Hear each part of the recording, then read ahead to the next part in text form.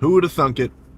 Who would have guessed today would be the day that all this mumbo jumbo hair is getting chopped off my head? Well, what was the reason? It was getting kind of old. I kept, I don't know if you've really noticed, you'd have to be really watching all these, but for the last like 10 lifts or so, anytime I'd bend over, I'd always get a hair in my mouth. Ugh, super annoying. So back to baseline. But plan for today, lift wise, is back, lats, traps, rhomboids, teres, major, whatever other fancy pants anatomical name that you want to bust out. I think it's easier just to say back and move on. But pull downs, pullovers, rows. I mean, really, what else is there to it? You know, I've never really been a fan of an upper back, lower back split. Doing like more pull down focused stuff one day, and then more rows the next day. I just don't really mess with it. Because if you think about it, the dude who's doing that, compared to the guy who just does his whole back both times, if you add it up, I mean, they both got the same amount of work for their lats and their mid back after those 2 sessions. So I don't know, it just doesn't really make sense to me to spread them out like that. Some days I'll do more rows, some days I'll do more pull downs, but I'd say on average I kind of do just an even mix. But on the topic of oh yeah, I was just talking about how some people don't want to take pre because they don't want to be dependent on it. In a similar fashion, or kind of in a similar style, some people are anti-straps. They're like, well, you know, I don't want to have to rely on straps for back day, because what happens if I forget them? You know, semi-valid argument, but I swear you're seriously missing out.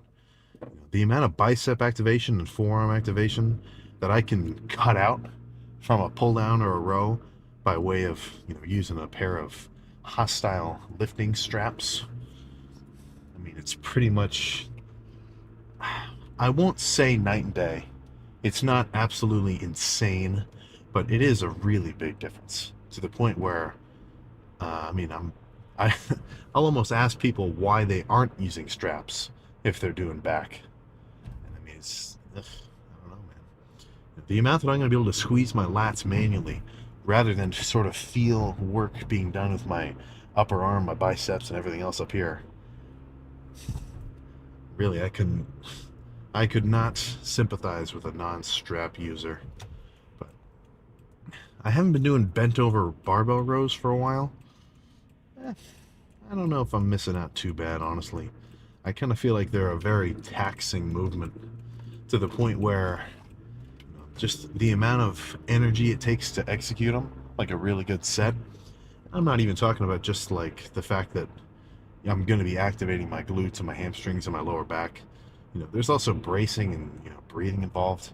I think the amount of energy that I'm going to spend doing that compared to like a seated cable row or a seated machine row, it's just going to be more efficient to do it that way. So that's kind of some of the stuff that floats around in my mind when I'm thinking about my back training. But, you know, even though I'm thinking about all this fancy whatever, all I'm really going to do when I get in there after I warm up a little bit in the cables, pick a row that I like, work up to a heavy weight and do the first working set, find a pull down that I like, back and forth, maybe 2 times or 3 times each, do a pullover at the end, and once I'm fully fatigued and pumped, that's my cue to check the pump, do a couple lat spreads, and roll. So let's just get in there and get started. All right, I'm in a little bit of a rush, so not too much banter. But plate added to the side of the stack, single arm pull downs. Really try to squeeze to the bottom. You know, nothing else to it.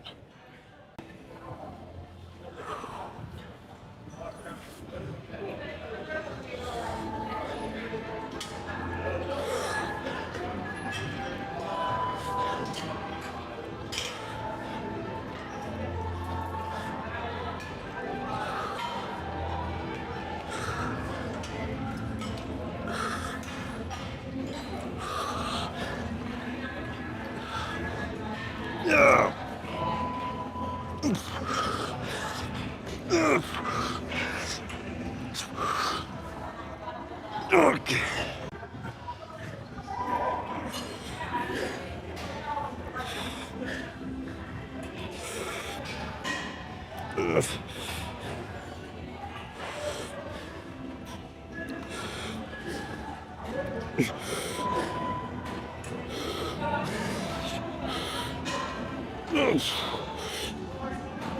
Okay. Let's do one more.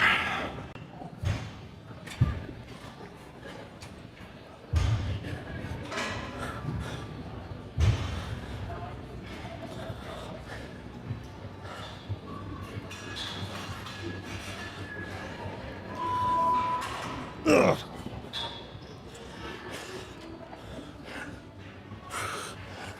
No.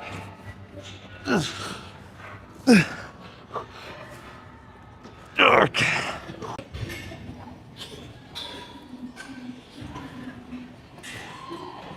No.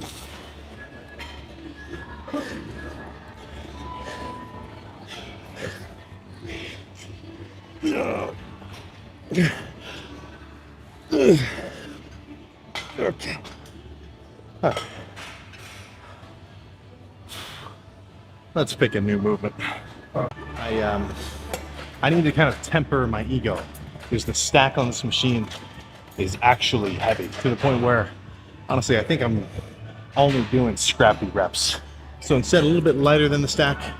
Actually, I'll go even one lighter than that. And I'll try to make these reps real methodical rather than just, fast and brutish.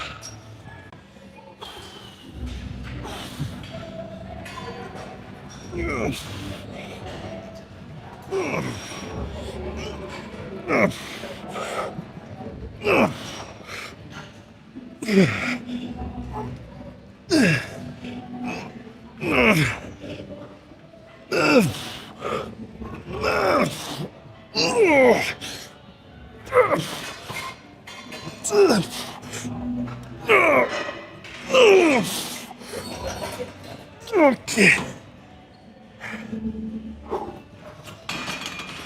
One more like that.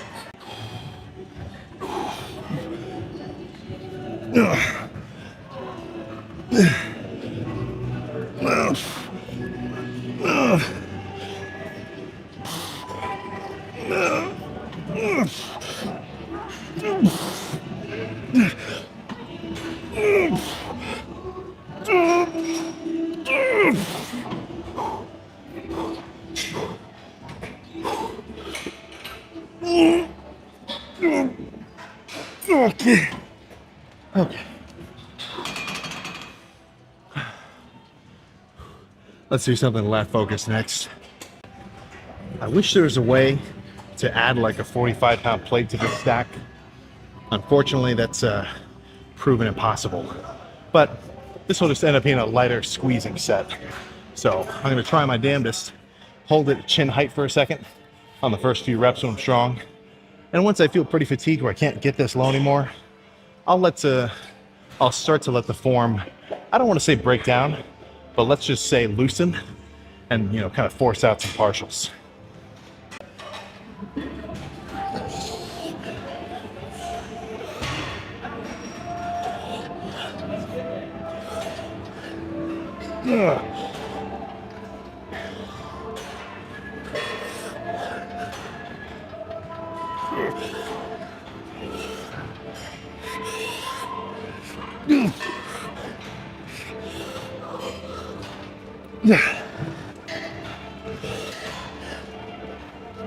Okay. One more. I think I'm gonna make this one just kind of, let's just say quick, for lack of a better word. Like if the last set was the equivalent, and honestly in the last one, I didn't even really hold it that long, but the basic idea of it, like imagine doing a set of leg extensions where you hold it at the top for a second and then go down slow. Hold it, down slow. This set would be the equivalent of just busting out rep after rep after rep and burning out and really fatiguing, kind of just, I don't want to say as quick as possible, but, well, I kind of do want to say that. But whatever. Quick sets, slow sets, squeezing sets. As long as they're hard sets, then you're doing something right.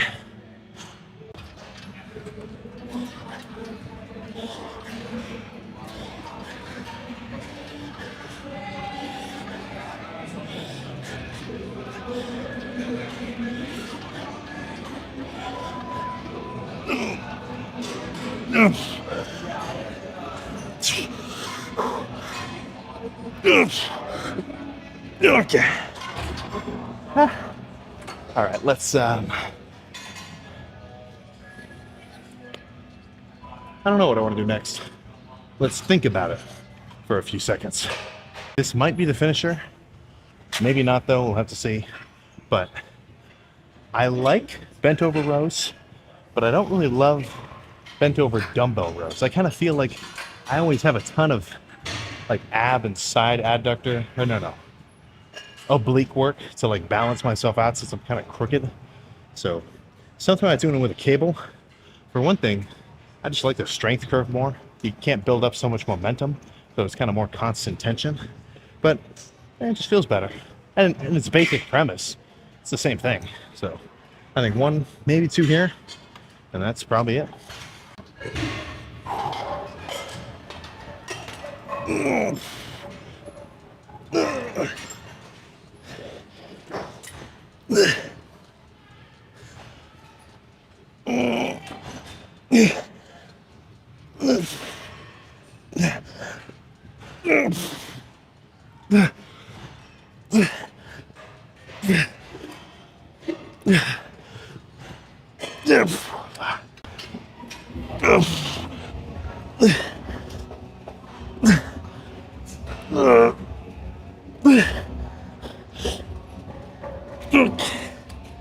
Okay, let's call it there.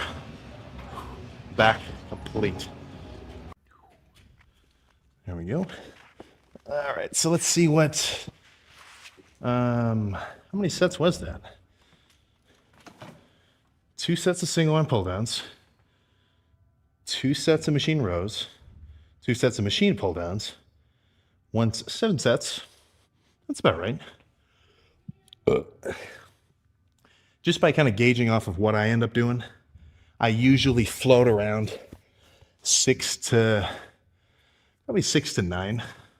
Just kind of depending on the feeling, because like if I think that I do 6 really good sets and I feel like my whole back is already fatigued, why would I sit here and just pump out more for no reason, you know?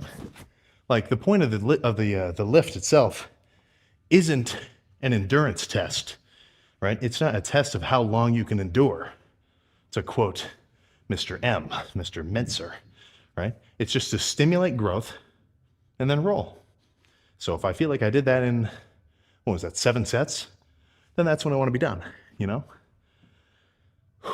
That's sort of an approach that makes a pretty solid amount of logical sense to me. Oh. What do we think? How are we looking lat-wise?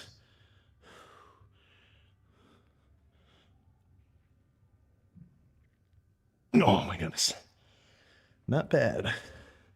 Not stinking bad. Oh, oh goodness.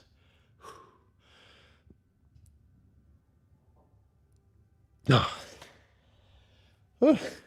It's fucking hard to hold a back pose. At least those double bi shots. Because I feel like my back is so pumped already. To flex it by holding my arms up and spreading them just fucking burns. But the goal was to come in, thrash back, and that goal has been accomplished. So now I get to just go home and make a 7-ounce sirloin. I think that's how heavy it was.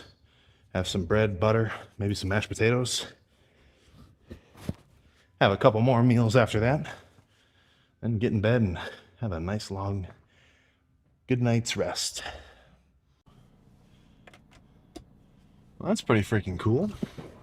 It's been a while since I've seen my traps with during the pump check after back, because my hair has been covering it up for so long. Jeez, that's pretty cool. So yeah, I mean, like I was saying, goal is to get a good back pump. good back pump was obtained. And not just a pump, of course. I mean, I want to get some muscle stimulation too with some heavy sets, which I think those single arm pull downs plus, well, actually, yeah, I guess those were really the heaviest sets that I did. Those definitely did the trick, I think.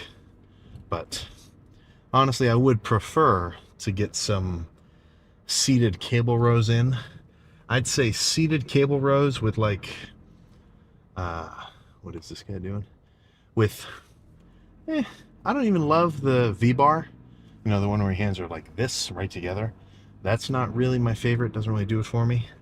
I use it sometimes just for variability's sake. But you give me a heavy stack on seated cable rows with like a slightly wider than shoulder width neutral grip handle. And not that it's ever a question that I'm going to get a good back pump. You know, back, I'm pretty much on it every time. But, you know, you give me that situation, that's a guarantee. That's a surefire bet. You know, you're throwing loaded dice when I get that handle. This gym, I'm pretty sure they're getting some upgrades soon-ish in terms of the weight equipment side of things. They just totally replaced, you know, like 50 treadmills or, you know, 30 treadmills or so. So us cardio fans, I guess we got a little upgrade first. Not that I think, I'm not being mean, I'm just using statistics. Statistically, I don't think you do your cardio. So I guess if your gym replaced all the cardio machines and upgraded them, you probably wouldn't really care. But enough of that. Let's not turn this into a cardio, into an, what's the word I'm trying to think of? Into a cardio skipping hate rant? Something, whatever. But yeah, I'm pretty sure there's rumbling underneath people's voices that some new cables, some new pull downs, some new rows, some new other all sorts of nice little trinkets for us are going to be coming in rather shortly-ish, maybe a few months, but that'll be pretty cool. You know, that's something I like, seeing gyms make upgrades over time, because like, I'm obviously not the gym owner. They can do whatever they want. You know, if I don't like it, I don't have to go. But I've seen gyms, and I've been to gyms for, well, that I've gone to consistently over, you know, periods of years, and they're just in fucking, like, equipment just broken for a long time. You know, some new equipment that just doesn't get assembled right. It's, you know, it's just kind of annoying to see, you know. But I would hope that your gym's not like that, and the owners and everybody else super cool, asking people for their opinions and thoughts on what new upgrades or whatever they should get. That is the best case scenario. But until then, I really don't think my back training is going to suffer. Even though I don't have, or even though I didn't use the cable row or a legit lat pull down, that was still a really good back day, you know. I could definitely see a lot of lifters complaining, like, how am I supposed to do back without a pull down? How am I supposed to get a good back workout without a seated, or, you know, whatever else? Insert any workout with, how am I supposed to get a good workout in if I don't have blank machine? I don't think that's the right way to go about it, man. You know, I make this analogy a lot. Only a bad craftsman blames his tools or lack thereof. You know, like, I still have really sick back days just in the basement. Back, chest, arms, legs. I do. Legs is where I kind of don't practice what I preach, because I really don't want to train legs in the basement, because there's not a lot of equipment for me. Like, it's hard to hit hamstrings and quads just with free weights, apart from squats and maybe like lunges that I'm not really a fan of. But, you know, barbell, dumbbells, one cable, I can get a sick ass back day with that. I can get a sweet arm day, solid ass chest day. Shoulders is, you don't need much to get a shoulder workout in. Honestly, I could get as good of a shoulder pump as any other lift. If, I mean, you could just take any 30-pound object that you have in the house and do like single arm side laterals. Or I guess you could do double if you have two of them. But yeah, man, anything. You give me a gallon of milk And not only am I going to get some good macros in for my daily caloric needs, but I could get a fucking solid shoulder pump just by doing slow, controlled single arm lateral raises, reverse for the rear delt, maybe some front raises for some front delt activation if that's what you want to do, if your front delts need work. So, I don't really like hearing too much complaining about equipment, but yeah, sometimes it's warranted. Right? So, on the topic of just equipment in general, a little bit of I wouldn't say a rule of thumb per se, but maybe just something to keep note of. You got to make sure that the equipment that you're using is set up right. Like don't I see this all the time at I'm not going to out them, but there's this one gym I go to which has a lot of carabiners where the carabiner itself doesn't clip. Like a carabiner is supposed to be a complete loop. Like this thing opens and then it locks into itself and like holds on. And there's a lot of cables, and I'm not talking about just like the light cable stacks where you can do push downs and stuff like that. I'm talking about like the heavy seated cable row, and the carabiner is just open, right? Just waiting for somebody strong to come up to it, do a really good set, and just fucking break it and then do a backflip. Or I've gone to one machine where it was like it was a laying hack squat basically. It had a weight stack, so there's a cable, and I could see on part of the cable it was kind of hidden. You'd really have to look for it. Part of the cable was like completely frayed. It looks like only half of the, whatever kind of metal wire was actually holding on throughout that little portion, and the rest just looked like this, just hanging off. I mean, just make sure you set your shit up right. I'm sure we've all seen the clips of dudes going up to, do an inclined bench or something, and then as soon as they sit down on it, the bench like jumps down to flat because they didn't have the pin in all the way. That's the sort of thing where just a little bit of carelessness could seriously mess you up. So, just something to keep an eye on. And obviously, I mean, that's common sense, but don't get too complacent. You never know if the dude next to you left the pin just barely hanging on something, and like you go to sit down and you get a big jolt. The last thing that I would ever want to happen if I've got, we're getting up into a couple hundreds of pounds worth of load in whatever kind of orientation. The last thing I want to happen is to have an abrupt movement where that weight ends up coming back at me. Ugh, not ideal. Not even something I want to think about. But tomorrow's going to be arms, triceps, biceps. I think I want to throw shoulders in too. I want to do some shoulders. My delts, they're pretty strong. They're not what I would consider a weak body part. Honestly, I'd say in relation to everything else, my shoulders are definitely up there in the lead. They're Ivy League in terms of size relative to everything else. Like I want my arms to catch up to my shoulders. I want my chest to catch up to my shoulders. And then, everybody wants bigger legs, so you get the idea there. But that's kind of why I don't hit them on a, bi-weekly basis like I hit everything else. I basically hit, I go through my whole body in about 4 days. Well, exactly 4 days. So really I hit everything twice every 8 days. But that's pretty much just about there with twice a week. But I'm not going to do shoulders every 4 days just because they're already ahead of the game. If I were to keep hitting them, they're just going to keep growing and growing and growing to the point where, it's going to make my arms look smaller by comparison. But I still want to hit them every so often. If not purely for the sake of just getting a shoulder pump because I like it, but I still want to get a little bit of activation going. I don't know. Actually, now that I think about it, I think I really just miss having a shoulder pump. That might be the full extent of it. But, shoulders every maybe 2 weeks-ish. Just to make sure they keep moving. I like it. Something like that. Maybe even every week. Because part of me is thinking, okay, I don't want them to get too big just because everything should be in proportion. But then another part of me is like, I want everything to get big let's fucking throw some lateral raises around. Let's get a crazy shoulder pump. So it's conflict of interests between proportion and what's a cool word I'm trying to think of?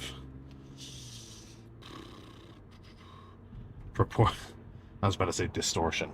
Proportion and just size, you know. So I think that's pretty much all I got. Cardio in the morning, of course, with calves.